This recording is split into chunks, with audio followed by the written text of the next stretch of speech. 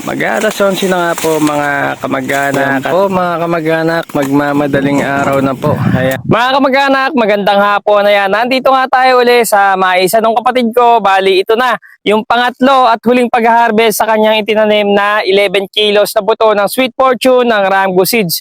Nung nakaraan mga kamag-anak, hinarvest natin yung 4 na kilo. Tapos yung sumunod, 3 kilot kalahati. Tapos ito mga kamag-anak, mamayang gabi, ito na yung huli, 3 kilot kalahati rin. 10:30 na nga po nung dumating tayo dito sa ponduhan at medyo marami na po yung nahahakot at natitinor ng mga kasama natin dito. Mag-alas 11 na nga po mga kamag-anak at bumaba nga po tayo dito sa pitasan at ayan po kasalukuyan pong namimitas pa rin po sila pero malapit na pong matapos.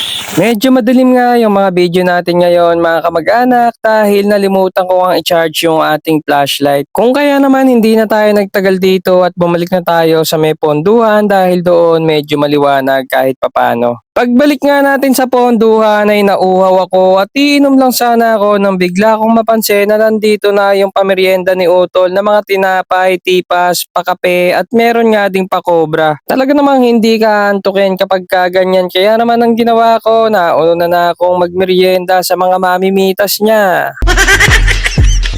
Mag-11:30 na nga mga kamag-anak ito at nagsisipagsilid na sila nung mga segunda para mamaya mga kamag-anak primera na lang yung bibilangin. Ayan po mga kamag-anak, mag-alas 12 na po at nagsimula na po silang magbilang ng primera.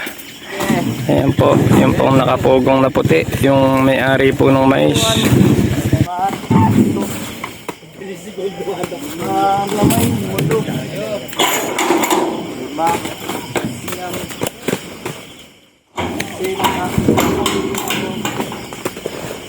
Anim na may isa, anim na may dalawa,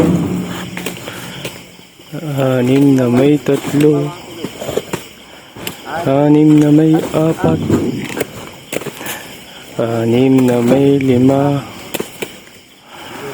dumoble ang anim, anim na may pito, anim na may walo, anim na may siyam, 70 ang bilang. Ayan po mga kamag-anak, magmamadaling araw na po. Ayan, 4 na po yung bumibilang at nang mabilis po tayo.